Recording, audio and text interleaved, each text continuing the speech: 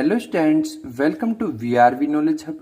आज अपन इस वीडियो में करेंगे आपके क्लास 12th फिजिक्स का जो चैप्टर नंबर 1 है इलेक्ट्रोस्टैटिक्स उसको। ये वीडियो फिजिक्स की इस चैप्टर 1 का इंट्रोडक्शन वीडियो रहेगा, जिसके अंदर हम जानेंगे कि इलेक्ट्रोस्टैटिक्स क्या होता है, इलेक्ट्रिक चार्ज क्या है और साथ साथ इलेक्ट्रिक चार्ज का मास के साथ रिलेशन क्या है। ओके ना, आगे के वीडियोज के अंदर मैं ये जितने भी इसके चैप्टर के टॉपिक्स हैं, जैसे Coulomb's law in vector form and इसकी प्रॉपर्टीज जो है वो, डाइलेक्ट्रिक कांस्टेंट क्या होता है या फिर रिलेटिव परमिटिविटी क्या होता है, सुपरपोजिशन प्रिंसिपल क्या है, इस तरीके से सोन जितने भी टॉपिक्स हैं आपके यूनिट फेस्ट के अंदर, वो सबके सब मैं 1 बाय 1 अलग अलग पार्ट्स में डिस्कस करता रहूंगा, जिससे आपका एक भी टॉपिक नहीं छूटेगा। और साथ ही साथ जो भी इस चैप्टर के न्यूमेरिकल्स हैं इंपॉर्टेंट, उनके कॉन्सेप्ट भी मैं डिस्कस करता रहूंगा। ओके नाउ, सबसे पहले आज अपन सीखते हैं इस चैप्टर का इंट्रोडक्शन जो है वो, यानी कि इलेक्ट्रोस्टैटिक्स क्या होता है। तो चलिए जानते हैं चैप्टर का जो नेम है इलेक्ट्रोस्टैटिक्स, उसका मीनिंग क्या है। तो देखो, अगर आप इलेक्ट्रोस्टैटिक्स को देखोगे ना, तो ये दो वर्ड से मिलकर बना है। एक तो है आपका इलेक्ट्रो और एक है आपका स्टैटिक्स। ओके, तो इलेक्ट्रो जो होता है इसका मतलब होता है study of charge, study of charge. वहीं स्टैटिक्स जो है इसका मतलब है रेस्ट, यानी कि हमें स्टडी करनी है चार्ज की, और वो भी कौन सा चार्ज, जो रेस्ट में है। तो इस पूरे चैप्टर में अपन डिस्कस करेंगे स्टडी ऑफ चार्ज की जो रेस्ट में है वो। अगर आप इसे मोशन में लोगे, यानी कि आपके जो इलेक्ट्रॉन्स हैं, चार्ज है उसके अंदर क्या है, इलेक्ट्रॉन्स हैं, अगर वो इलेक्ट्रॉन्स मूव कर रहे हैं, यानी कि आप उसको वहां पर बोल सकते हो कि यार करंट इंट्रोड्यूस होगा। तो इसका मतलब अपन यूनिट सेकंड में सीखेंगे कि अगर इलेक्ट्रॉन मूव करेंगे तो वहां पर करंट कैसे इंट्रोड्यूस हो रहा है। ओके, तो इस चैप्टर में हमें रेस्ट वाला जितना भी चार्ज है उसके बारे में डिस्कस करना है। तो ये रहेगा इलेक्ट्रोस्टैटिक्स जो है आपका इस चैप्टर का मीनिंग, यानी study of charge in rest या फिर ऑफ रेस्ट बोल सकते हो। ओके, उसके बाद में अपन देख लेते हैं जो आपका चार्ज है उसकी डेफिनेशन क्या है। चार्ज, उसकी डेफिनेशन क्या है, तो उसे मैं यहां पर डिफाइन कर देता हूं। It is energy, it is energy possessed by body by virtue of which it will show attraction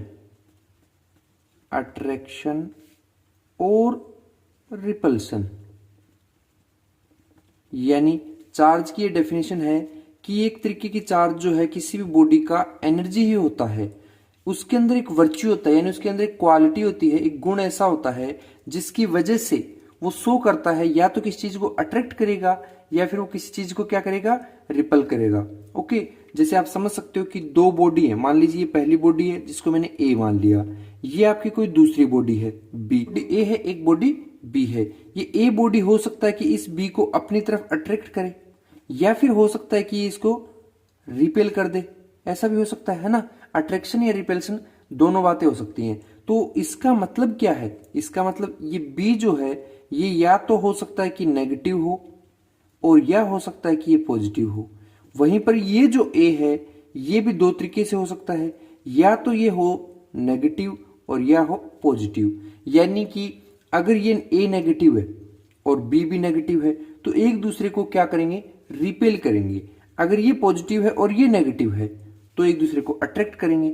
यानी यहां से अपन कह सकते हैं कि चार्ज जो उसके टाइप्स कितने हैं, है ना।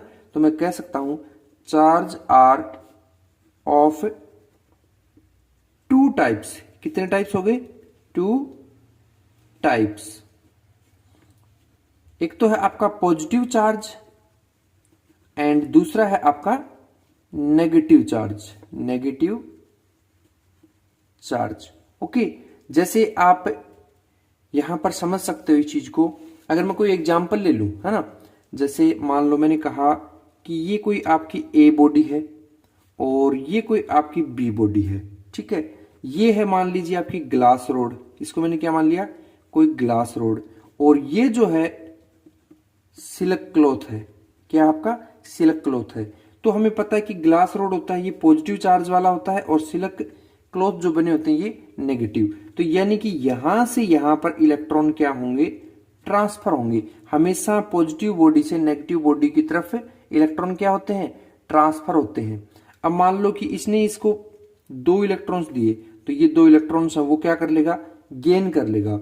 अगर ये 2 इलेक्ट्रॉन्स ले रहा है तो अपन ऐसा कहेंगे कि ए बॉडी ने अपने इलेक्ट्रॉन्स किसको डोनेट कर दिए, बी बॉडी को। आप ग्लास रॉड के बजाय और एग्जांपल भी ले सकते हो, जैसे मान लो मैंने कह दिया कि आपके पास एबोनॉइट रोड है, ठीक है, जो कि आपकी कैसी होती है, नेगेटिव चार्ज वाली होती है। और इधर मान लीजिए मैंने बोल दिया फर, है ना, जो फर है आपके ये है पॉजिटिव चार्ज वाले, तो ये पॉजिटिव है, इट मींस ये इसको इलेक्ट्रॉन डोनेट करेगा। ओके, ये बात समझने की है थोड़ी सी, क्या कि हमेशा पॉजिटिव बॉडी, जैसे यहां पर ये पॉजिटिव बॉडी थी, यहां पर ये वाली नेगेटिव बॉडी थी, तो ये इसको इलेक्ट्रॉन देगी। यहां मैंने इंटरचेंज कर दिया, यानी नेगेटिव को पहले लिख दिया, पॉजिटिव को बाद में, तो कोई फर्क नहीं पड़ता। अगर दोनों एक दूसरे के साथ क्या करेंगे, फ्रिक्शन करेंगे, तो फर वाले इलेक्ट्रॉन्स निकल के रिमूव होके कहां ट्रांसफर हो जाएंगे, एबोनॉइट रोड के ऊपर। तो यहां से हम कंक्लूजन निकाल सकते हैं क्या, कि अगर यहां मैं लिख देता हूं कंक्लूजन, क्या निकल रहा है, ये निकल रहा है कि अगर पॉजिटिव चार्ज है, पहला चार्ज कैसा है, पॉजिटिव है, दूसरा भी पॉजिटिव है, दूसरी बॉडी के ऊपर भी, तो हमेशा क्या होगा, हमेशा रिपल्सन होगा। क्या होगा, रिपल्सन होगा। अगर पहला नेगेटिव है और दूसरा चार्ज भी नेगेटिव है, दोनों ही नेगेटिव नेगेटिव बॉडी हैं, तो इट मींस यहां पर भी इनका रिपल्सन होगा। ओके, लेकिन अगर केस पलट जाए, क्या हो कि मैं कह दूं पहली बॉडी आपकी पॉजिटिव है, फर्स्ट बॉडी पॉजिटिव है, दूसरी बॉडी आपकी नेगेटिव है, तो हमेशा इनके बीच में अट्रैक्शन होगा। क्या होगा, अट्रैक्शन होगा। अगर मैं बोल दूं नहीं हमारी तो पहली बॉडी नेगेटिव है, दूसरी पॉजिटिव है, तो यानी ये भी क्या करेंगे, अट्रैक्शन ही करेंगे। ओके, तो यहां पर अपन कह सकते हैं कि अगर दोनों बॉडी सिमिलर है, जैसे पॉजिटिव पॉजिटिव या नेगेटिव नेगेटिव, यानी सिमिलर बॉडी हो, दोनों पे चार्ज सेम हो, तो वो रिपल्सन करते हैं। या फिर आप कह सकते हो इसको लाइक है, दोनों बॉडी क्या है, लाइक चार्जेस वाली है। ओके, सिमिलर बोल दो या लाइक बोल दो। यहां पर क्या है, एक पॉजिटिव है एक नेगेटिव, यानी नॉट सिमिलर, दोनों क्या नहीं है, सिमिलर नहीं है। एक नेगेटिव थी तो एक पॉजिटिव, या फिर एक नेगेटिव एक पॉजिटिव या पॉजिटिव नेगेटिव, या फिर आप कह सकते हो अनलाइक चार्ज हो, चार्ज कैसे हो, अनलाइक हो। तो ऐसे में हमेशा अट्रैक्शन होगा। आप इसे चाहो तो एक एक्सपेरिमेंट से भी समझ सकते हो, जो आपकी बुक के अकॉर्डिंग है। जैसे मैं यहां पर शो कर देता हूं एक्सपेरिमेंट जो है उसे, एक्सपेरिमेंट, ठीक है। तो इसे आप समझिए कि ये कोई मान लीजिए आपने एक रोड ले ली, ठीक है, जिसको होल्ड कर दिया, किसी रस्सी वगैरह से बांध दिया, और ये जो रोड है ये है आपकी ग्लास रोड। क्या है, ग्लास रोड, और वो भी है पॉजिटिव चार्ज। कैसा चार्ज इसके अंदर, पॉजिटिव है। और मैं एक दूसरी रोड ले आया, ठीक है, वो भी ग्लास रोड है, वो भी क्या है, ग्लास रोड है, यानी कि ये भी पॉजिटिव चार्ज ही होगी। अब दोनों पॉजिटिव पॉजिटिव, यानी जब पॉजिटिव के पास पॉजिटिव लाते हैं हमेशा क्या होगा, रिपल्सन होगा। यानी ये जो नीचे वाली है ये इसको क्या करेगी, पुश करेगी, और ये इसको ऊपर की तरफ धकेल देगी, जबकि ये इसको नीचे वाले को पुश करेगी और कहेगी तुम भी नीचे चली जा। यानी एक दूसरे को ये क्या करेंगे, रिपेल करेंगे, क्योंकि सेम चार्ज है। ओके, तो एक तो ये हो जाए, या फिर मैं कह दूं कि मैंने एक दूसरा चार्ज होल्ड किया, इसे तो मैंने यही रहने दिया, ये जो आपका ग्लास रोड है ना, ये वाला तो मैंने सेम रखा, यानी कि इस रोड के अंदर आपका पॉजिटिव चार्ज है। लेकिन मैंने यहां पर एक दूसरी रोड ले ली, कौन सी वाली, मान लीजिए मैंने बोल दिया, मैंने लिया एबोनॉइट रोड, जिसके ऊपर कैसा चार्ज होता है, अभी मैंने बताया था एबोनॉइट पे नेगेटिव चार्ज होता है, यानी कि नेगेटिव चार्ज है। अगर ऐसा है तो ये एक दूसरे को क्या करेंगी, ये इसको अपनी तरफ पुल करेगी, ये इसको अपनी तरफ, यानी एक दूसरे को अट्रैक्ट करेंगे। क्या करेंगे? अट्रैक्ट करेंगे। तो यानी कि हमें पता चल गया कि अगर पॉजिटिव चार्ज है और पॉजिटिव के साथ रिएक्ट करवाएंगे तो रिपल्सन होगा, एक दूसरे को बॉडी क्या करेंगे? दूर धकेलेंगी। ओके, अगर नेगेटिव नेगेटिव है तब भी रिपल्सन करेंगे, लेकिन अपोजिट चार्ज है बॉडी के अंदर तो उसे अट्रैक्ट करेंगे। तो हमें जरूरत है कि ग्लास रोड पे कैसा चार्ज है, एबोनेट रोड पे कैसा चार्ज है, प्लास्टिक में कैसा चार्ज है, फर के अंदर कैसा चार्ज है, इन सब की स्टडी करने की। यानी कि हम एक छोटी सी यहाँ पर टेबल लर्न रखेंगे जिससे इस टाइप के क्वेश्चन से हमारे बिल्कुल भी गलत ना हो। तो मैं आपको यहाँ पर उस टेबल को ही शो कर देता हूं कि जो आपको सीखना है। ओके, तो यहां पर मैंने लिखा एक तरफ पॉजिटिव चार्ज और एक तरफ लिख लिया मान लीजिए मैंने नेगेटिव चार्ज। ओके, तो पॉजिटिव वाली जो होती है मैं उनका यहां पर नेम लिख देता हूं, नेगेटिव वालों का इधर रख लूंगा। यानी कि पॉजिटिव में आ गया आपका पहला तो ग्लास रोड, जो कि अपन एग्जांपल देख रहे थे। दूसरा आता है वुलन क्लॉथ, ऊन के बने हुए जितने भी कपड़े होते हैं ना, ये भी आपके पॉजिटिव चार्ज में आते हैं। तीसरा है आपके नाइलॉन, यानी नाइलॉन की जो बॉडी है वो भी क्या है? आपकी पॉजिटिव रहेगी। और नेक्स्ट है आपका ड्राई हेयर, ड्राई हेयर। उसके बाद में नेक्स्ट है कैट स्किन, यानी बिल्ली की जो खाल होती है वो भी पॉजिटिव चार्ज वाली होती है। वहीं अगर नेगेटिव वालों की बात करें तो इसमें आप बोल सकते हो सिंथेसाइजिस, जो आपके क्लॉथ हैं वो वाले नेगेटिव चार्ज होते हैं। देखो यहां पर वुलन क्लॉथ थे वो पॉजिटिव है, सिंथेसिस जो क्लॉथ होते हैं ये आपके क्या हैं? ये आपके नेगेटिव हैं। दूसरे जो रबर के बने हुए मटेरियल होते हैं वो भी क्या होते हैं? रबर रोड लिख दिया मैंने, वो भी नेगेटिव होते हैं। तीसरी प्लास्टिक की जितनी भी चीज बनी होती है, सीट ऑफ प्लास्टिक, वो भी हमेशा नेगेटिव चार्ज वाली होंगी। जैसे आप देखते हो कॉम्ब, तो ये भी आपका प्लास्टिक से बना होता है, यानी ये भी नेगेटिव है। इसके अलावा प्लास्टिक ही लिख दो। और साथ ही साथ अपन ने देखा था एबोनाइट रोड, यानी ये भी इसके अंदर आ जाएगी। ओके, तो इस तरीके से अपन ने ये एक टेबल याद रखनी है, एक पॉजिटिव चार्ज के लिए है और एक नेगेटिव चार्ज के लिए, जिससे इजीली अपन पहचान पाएंगे कि इलेक्ट्रॉन कहां से कहां ट्रांसफर हुए हैं। इस टेबल को लर्न रखना। बाकी यहां पे मैं ट्रिक बता सकता हूं जिससे हमें याद रहेगा कि ये पॉजिटिव है या नेगेटिव है। तो यहां मैंने लिख दिया राव साहब और ने पी। क्या की? राव साहब ने पी। मैंने यहां पे आपको एक वर्ड दे दिया जिसे, ये जो मैंने कैपिटल वर्ड लिए ना, जिनको मैं बोल्ड भी कर देता हूं, यहां से आप समझ जाना। ठीक है, ये वाले राव साहब ने पी, पिएंगे तो कैसी बातें करेंगे? वो हमेशा नेगेटिव बातें करेंगे, जैसे गाली गलौज में बातें करेंगे पीने के बावजूद, है ना। तो हमें पता लग गया कि आर जो है इसका मतलब है रबर, यानी कि रबर से बनी हुई चीजें, या आगे लिख दो राव साहब ने पी और नेगेटिव बातें की, ये आपकी ट्रिक बन जाएगी। ठीक है, तो आर यानी कि रबर, तो आर रबर, रबर का मतलब जितनी भी रबर से बने हुए ऑब्जेक्ट होंगे नेगेटिव चार्ज होगा। फिर है अपना एस, एस का मतलब क्या है? सिंथेसाइज, यानी कि सिंथेसिस, जो जितने भी मटेरियल होंगे क्लॉथ वगैरह वो भी क्या होंगे? नेगेटिव। पी का मतलब, पी का मतलब भी वही है, क्या? जो भी प्लास्टिक का मटेरियल होगा वो आपका नेगेटिव चार्ज वाला होगा। ई का मतलब एबोनॉइट। तो इस ट्रिक से आप नेगेटिव को याद रख लो, बच गए वो सारे ऑटोमेटिक पॉजिटिव में आ जाएंगे। ओके, तो इस तरीके से अपन यहां पर इसके नेगेटिव और पॉजिटिव चार्ज को क्लासिफिकेशन कर सकते हैं और साथ ही साथ उसमें बता सकते हैं कि ये रिपेल करेगा या फिर ये अट्रैक्ट करेगा। नाउ अब देखते हैं इसके जो यूनिट है उसको। तो सबसे पहले है अपना unit of charge, unit of charge.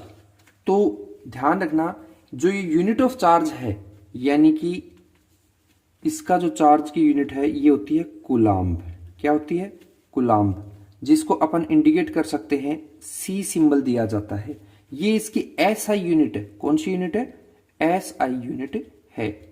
Okay, अगर अपन इसकी सीजीएस यूनिट देखें, सीजीएस यूनिट की बात करें तो वो आपकी होती है state coulomb, SASTAT, state coulomb, state coulomb इसकी सीजीएस यूनिट होती है। यानी कि अगर इन दोनों में रिलेशन देखें कि एसआई और सीजीएस में क्या रिलेशन है, जैसे अपन कहते हैं ना कि 1 मीटर में 100 सेंटीमीटर होते हैं, तो ऐसे ही एक कूलाम में कितने स्टेट कूलाम होते हैं, तो ये भी हमें पता होना चाहिए। तो अपन कह सकते हैं कि 1 coulomb is equal to 3 into 10⁹ stat coulomb होते हैं। कितने होते हैं? 3 इंटू 10⁹। और नेक्स्ट अगर बात करें तो ये जो आपका चार्ज होता है ये आपका स्केलर क्वांटिटी होती है। कैसी होती है? Scalar. It is a scalar. क्या है? Scalar quantity. ठीक है, तो ये आपको पहले ही पता होता है स्केलर क्या होता है, वेक्टर क्या होता है ना। तो स्केलर है, इट मींस इसकी डायरेक्शन नहीं है, सिर्फ इसका क्या है? मैग्नीट्यूड है। ओके, अब निकाल के दिखा देते हैं इसका डायमेंशन, यानी इसका डायमेंशन फॉर्मूला क्या होगा उसे भी शो कर देते हैं। डायमेंशन। ओके, तो हमें पता है 10th में आपने पढ़ा है क्या कि करंट जो होता है उसका फॉर्मूला होता है चार्ज अपॉन में टाइम। चार्ज अपॉन में टाइम। करंट का सिंबल होता है आई, इजिकल टू चार्ज का होता है क्यू, और अपॉन में टाइम का होता है टी।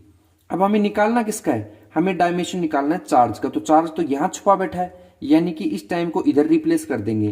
तो आई इंटू टी इजिकल टू आप क्यू लिख सकते हो। बिल्कुल लिख सकते हो ना। यानी मैं इसको रीअरेंज कर दूं तो Q is equal to I into T मेरा फॉर्मूला बन गया। पर मुझे तो कौन सा फॉर्मूला निकालना है? डायमेंशन फॉर्मूला निकालना है। यानी कि मैंने लिखा क्यू जो है इसका डायमेंशन फॉर्मूला, करंट को इंडिकेट किया जाता है, इसकी ऐसा यूनिट होती है एम्पीयर, यानी ए से। तो ए 1 आ गया। ऐसे ही टाइम जो है इसको टी से इंडिकेट करेंगे, तो ये भी 1 टाइम है और ये भी 1 टाइम है। तो कुल मिला के अपना जो Q जो है इसका डायमेंशन फॉर्मूला क्या हो जाएगा? दोनों को एक ब्रैकेट में बंद कर देंगे, A1 T1, ये इसका डायमेंशन फॉर्मूला हो जाएगा। ओके, वहीं अगर बात करें तो इस चार्ज की क्या क्या एप्लीकेशंस होती हैं, तो मैं यहां लिख सकता हूं एप्लीकेशंस ऑफ चार्ज। ठीक है, तो एप्लीकेशन ऑफ चार्ज है यही। एक तो होता है पॉइंट स्प्रिंग। क्या है इसकी एप्लीकेशन? पॉइंट स्प्रिंग, यानी जो चार्ज है वो स्प्रे कर सकते हैं। जस्ट लाइक आप देखते हो टीचर्स हैं वो बोर्ड के ऊपर चाक से पढ़ाते हैं। जैसे वो चौक से पढ़ाते हैं तो चौक भी जो बोर्ड के ऊपर स्टॉप हो गया, चिपक गया एक तरीके से, वो भी चार्ज की ही प्रॉपर्टी को फॉलो कर रहा है। इसके अलावा जो जीरोक्स होती है वो भी आप देख सकते हो क्या होता है, चार्ज की ही प्रॉपर्टी को फॉलो करते हुए प्रिंट आउट करती है। वो अपने कलर को क्या करती है? पेज के ऊपर स्टॉप करवा देती है, स्प्रे करवा देती है, जिससे ऐसा होता है। नाउ अब अपन देखेंगे charge and mass relation. Okay, कि एक चार्ज की और एक मास में क्या रिलेशन होती है। तो इसको समझने के लिए देखिए, कोई दो बॉडी है, एक बॉडी ये है और एक बॉडी ये है। ये वाली बॉडी आपकी पॉजिटिव चार्ज की है और ये वाली नेगेटिव चार्ज की। तो ध्यान रखना, पॉजिटिव चार्ज वाली हमेशा लाइटर होगी। क्या होगी? लाइटर। और ये जो है ये आपकी हैवियर होगी, यानी वजन में ज्यादा भारी होगी। ऐसा क्यों होता है? देखो, अगर अपन बात करें चार्ज ऑफ इलेक्ट्रॉन, तो हमेशा चार्ज ऑफ इलेक्ट्रॉन जो होता है, एक इलेक्ट्रॉन की वैल्यू 1.6 इंटू 10⁻⁻19 कूलाम होता है, और चार्ज इलेक्ट्रॉन का है तो नेगेटिव होगा। वहीं अगर बात करें चार्ज ऑफ प्रोटॉन की, किसकी बात करें? चार्ज ऑफ प्रोटॉन की, तो ये हमेशा पॉजिटिव होगा। वैल्यू तो सेम होगी 1.6 10⁻⁻19 कूलाम, लेकिन पॉजिटिव नेगेटिव का फर्क होता है। वहीं अगर बात करें mass of electron, mass of electron, ठीक है, तो इसका मास ऑफ इलेक्ट्रॉन होता है 9.1 इंटू 10⁻31, और वो भी केजी में। अगर अपन बात करें मास ऑफ प्रोटॉन की, तो वो होता है 1.67 इंटू 10⁻27 केजी।